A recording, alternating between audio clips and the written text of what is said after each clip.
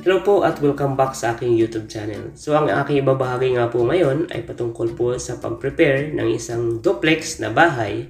Ito po ay ginawa po natin dito ay pintura o hilamos lang. Dahil ito nga po ay pauupahan na po nung may-ari. At yan, pasok po tayo dito sa service gate. At pagbungad po natin, ayan po ang kanya pong main door at meron pong mini garden.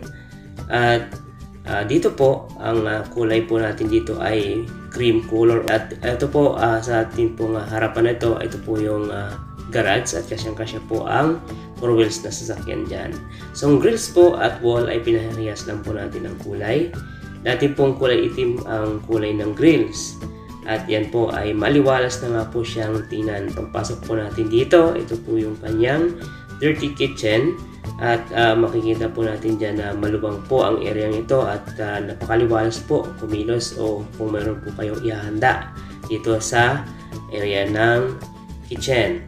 At dito po ay kulay puti lang po ang kulay natin. Base po yan sa request nung uupa. At ito po yung original na design nitong bahay. Ito po yung kanyang living area at maayos din po ang lugar na ito. At dito po ay meron pong lababo at meron din pong hanging cabinet. Saktong-sakto lang po ito kapag meron po kayong maliit na pamilya, 2 o 3 anak lang po. At dito po meron po siyang CR at maayos po ang CR na to. At pagpasok po natin dito sa kabilang banda ay nandito po yung kanyang walk-in closet o kaya dressing room at meron po yung 3 cabinet. At dito po ay kulay puti lang din po ang kinulay po natin dyan.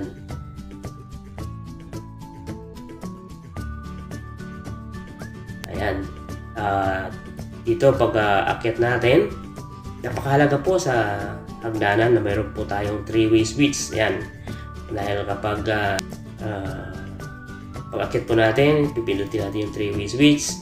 At pag nandun na po tayo sa taas, pipindutin lang din po natin yung isang 3-way switch at ma-off na po yung ilaw na ginamit po natin. Hindi na natin kailangang bumaba pa ng hagdan para i-off yung ilaw. Yan po ang kagandahan kapag mayroon pong 3-way switch sa ating pong mga hagdan. At kulay puti lang din po ang kinulay natin dito.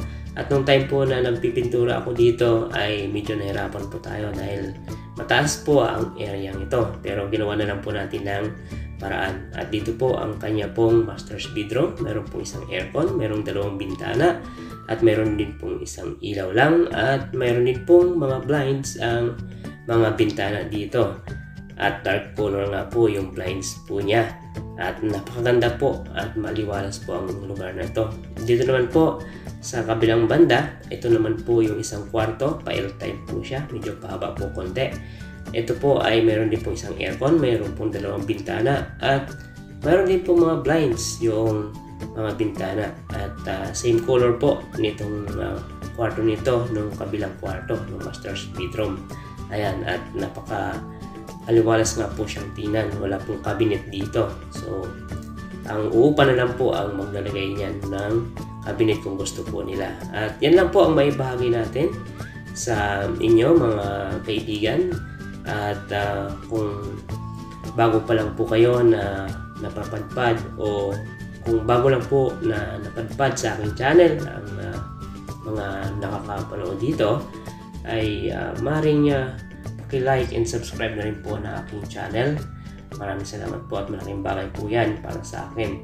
At tuloy-tuloy lang po ang pag-upload po natin ng iba't ibang video dahil gusto ko nga pong maka-inspire sa lahat po ng mga napapadpad o napapadaan sa aking munting channel. Maraming salamat po at God bless po sa inyong lahat at mag-ingat po tayo.